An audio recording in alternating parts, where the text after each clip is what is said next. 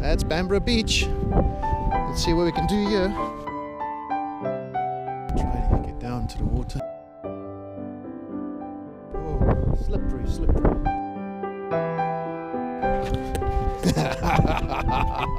Like I said.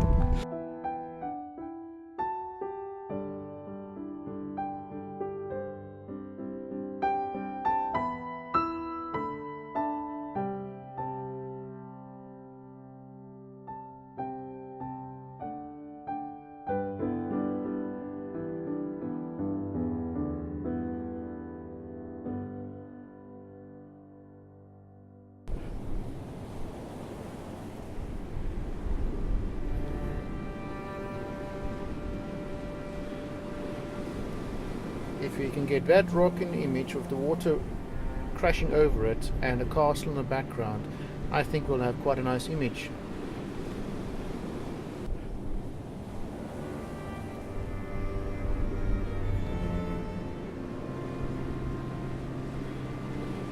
Either that, or we can go over there and try to get a decent shot from those rocks with the water crashing over it. When you come to an area where you're going to do some photos close to water, it's always best to come prepared. I have a pair of wellies and some waders, some chest height waders in the boot of the car. Pretty much all times. It's best to invest in some if you can.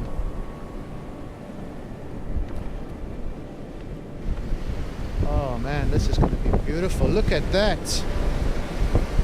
Look at that.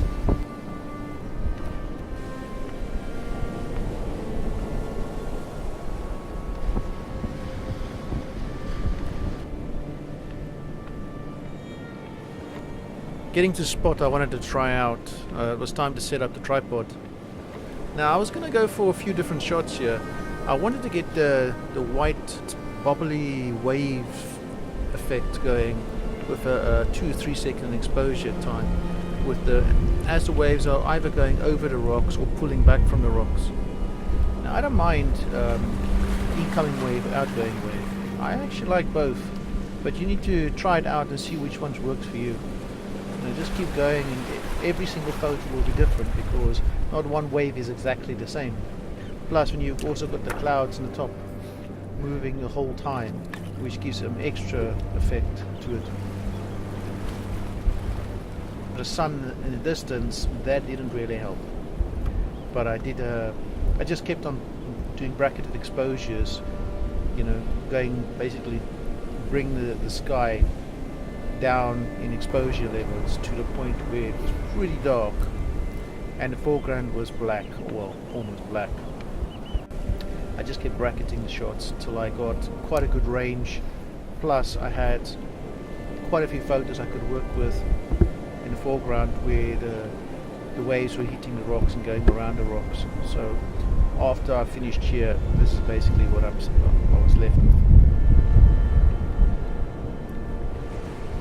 After getting a few exposures here and hoping that they'll be good enough to work with later on, it was time to move back to the beach where I started.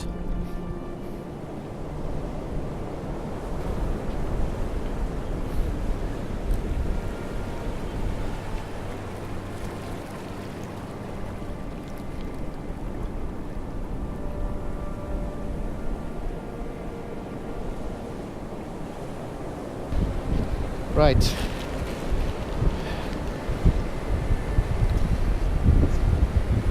If you don't watch Thomas Heaton, you should. He's on YouTube. He's the one. Okay, neat idea.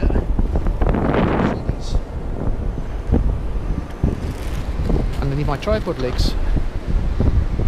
You see? That stops it from sinking. Right, here we go.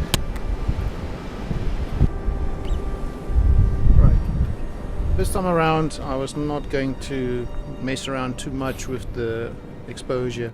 I was just going straight forward for a 6-minute long exposure with a 10-stop filter on.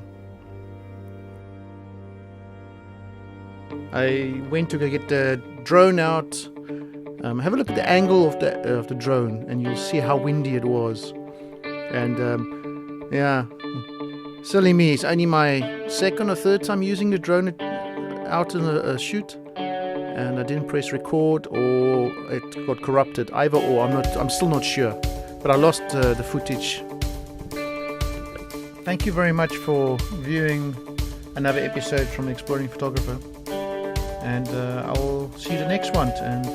And remember, you gotta be in it to win it. So get up early and get out there and get those photos.